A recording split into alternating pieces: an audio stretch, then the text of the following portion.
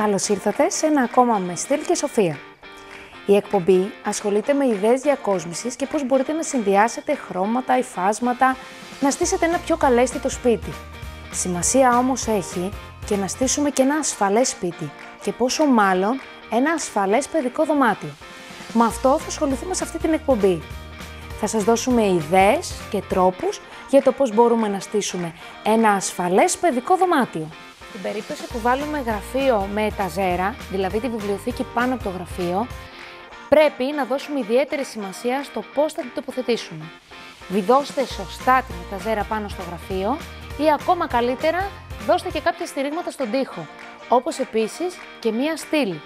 Σκεφτείτε να γίνει ένας σεισμός. Αυτά πρέπει να είναι σωστά τοποθετημένα και σε ασφαλή σημείο, έτσι ώστε να μην κινδυνεύσει το παιδί μας.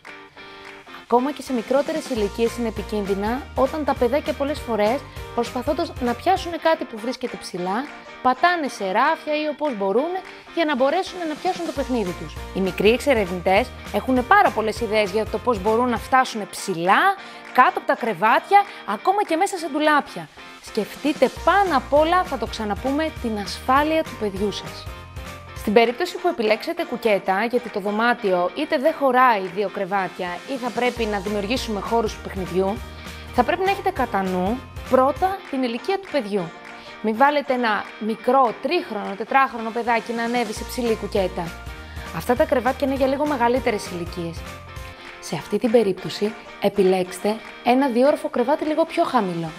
Να κάνετε και το χατήρι του παιδιού που συνήθως θέλουν κρεβάτια ψηλά για να παίζουν, αλλά και να είναι και πιο ασφαλές η κατάβαση του αν χρειαστεί ένα βράδυ.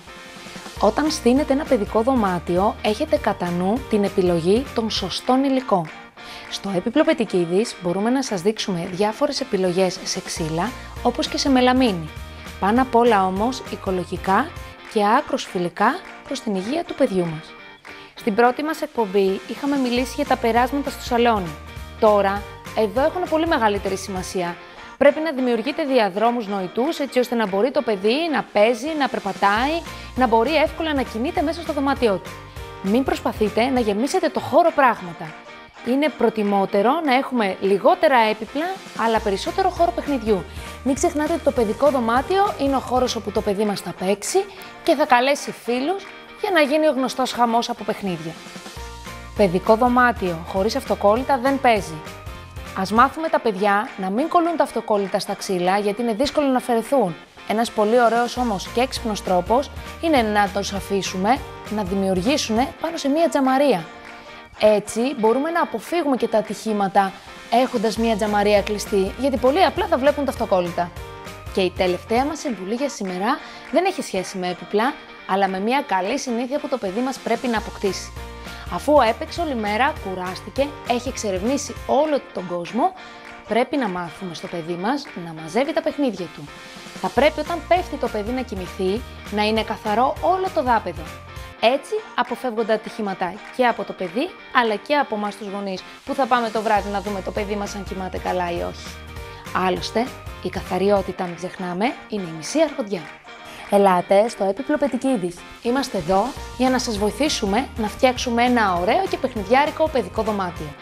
Επισκεφτείτε μας και στη σελίδα μας στο Facebook, στο έπιπλο Πετικίδης, ή στην ιστοσελίδα μας στο site www.petikidisepiplo.gr.